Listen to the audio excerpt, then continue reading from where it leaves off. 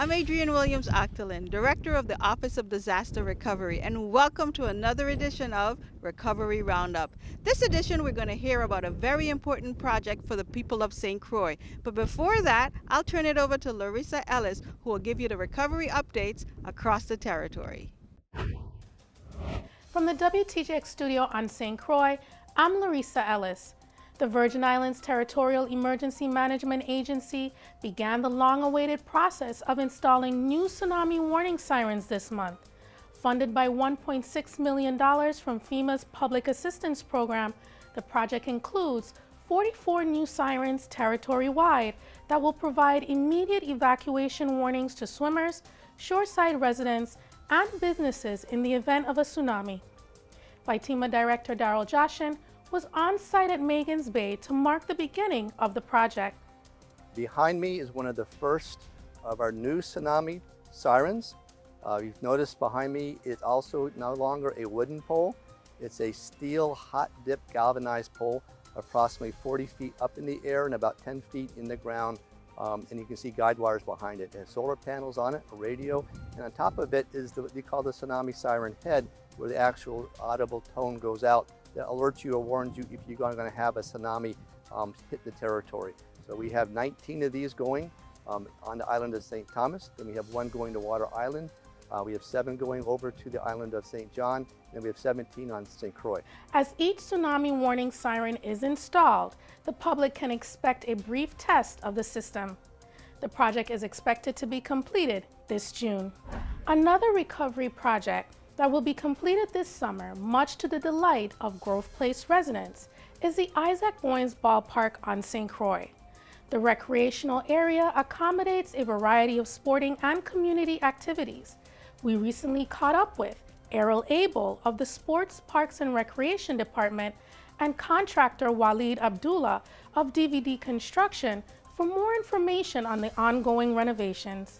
During the hurricanes Irma and Maria, this facility experienced extensive damages to our fencing, the lighting, damage to the basketball and tennis courts, and we have just begun the process of rebuilding this facility. We have been working here for the past 3 weeks. The first phase of this job was doing the outer fence, and it was completed.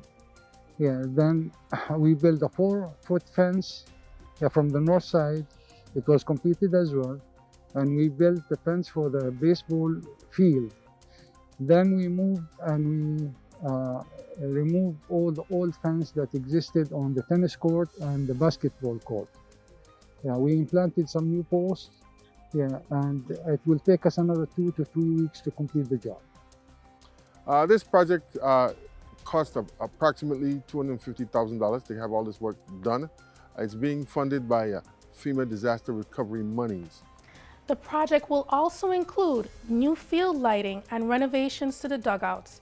The Grove Place Ballpark should be completed and ready for the public by the end of July. Governor Albert Bryan Jr. joined family members of Errol Ulrich Rohlsen and other dignitaries for a ribbon-cutting ceremony to celebrate the official reopening of the newly renovated Veterans Affairs building in Estate Richmond in late March.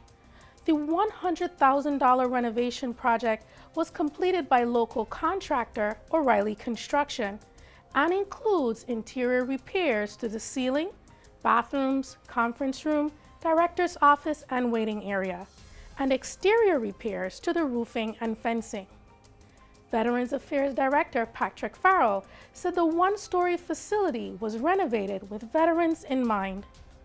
This belongs to the veterans of the territory, especially St. Croix.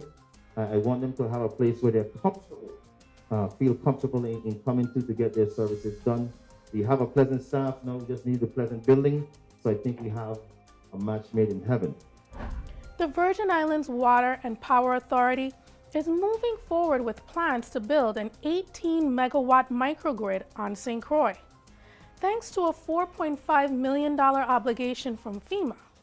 For more information on the project and how it will benefit the community, we spoke to WAPA's Acting System Planning Manager, Marquise McGregor. Yes, so let's first talk about what a microgrid is. A microgrid is a self-sustaining energy system that provides power utilizing generation, renewable energy resources, energy storage system, and it provides it to a particular load or customer base. Now, the customer base in this case will be the consumers of the Gregory Willock substation. This includes consumers in Frederiksted Town, Henry E. Rohlsen Airport, Enfield Green, Wim, Williams Delight, and other areas like that. Our project, it comprises of a PV solar array, which will be located in the Adventure Hill site. This will be about 18 megawatts of solar power, as well as a 20 megawatt hour battery system that will be located at the Gregory Willock substation. It means more reliable energy. Whenever we have generation issues in the Richmond power plant, the microgrid will activate and provide continuous power to all of the consumers in the Gregory Willock substation. The project itself costs approximately $126 million. We were approved by FEMA for about $4.5 million to cover all architecture and engineering costs. This obligation covers phase 1 of the project. The cost for phase 2 construction will be obligated after FEMA reviews phase 1 deliverables.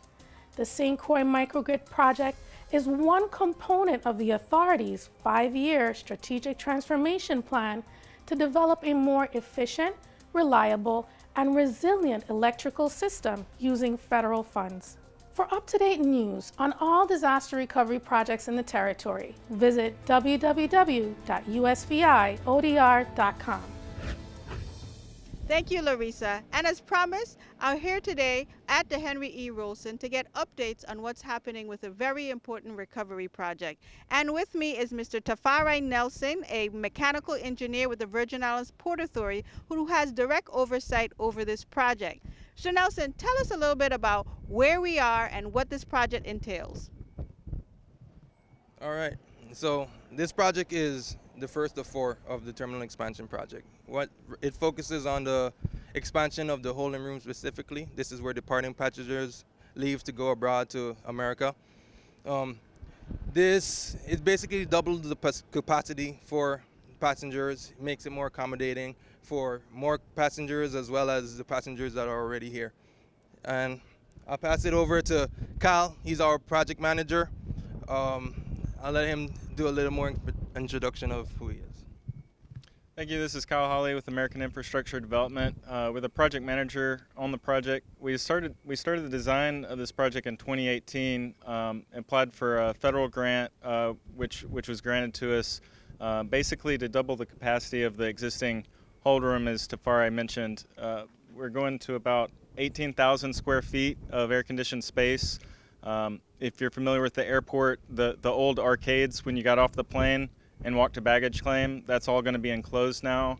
Adds about 300 seats, new air conditioner units, new finishes, new hurricane rated glass, and a lot of energy efficient upgrades such as proximity lighting, basically to make it run like a modern terminal should. I'm going to turn it back over to you and let Paul with J. Benton talk a little bit about the specifics of the construction process. Well, Paul, you know that this is definitely recovery projects are a partnership where we contract with construction companies to be able to get the work done. What does this mean for Benton to have such a critical project? Well, we're just really happy to be here and be part of this project. This is a high exposure to the public and everybody here at the island and abroad. We're happy to do this. Our workforce is made up of about 70% self-perform. We have about 30, 40 people on this job currently that work directly for Benton, plus our subcontractors.